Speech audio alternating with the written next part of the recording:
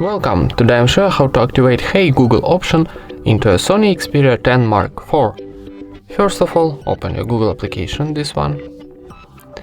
Then in the top right corner we got our Google account icon. Tap it and choose settings.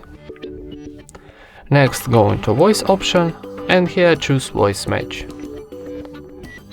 And now tap here on this feature to activate your Hey Google. Now need give access to your assistant, tap next and I agree. And how you can see, Hey Google is ready to use, press continue. And that's it. Thank you for watching, leave thumbs ups and subscribe to our channel.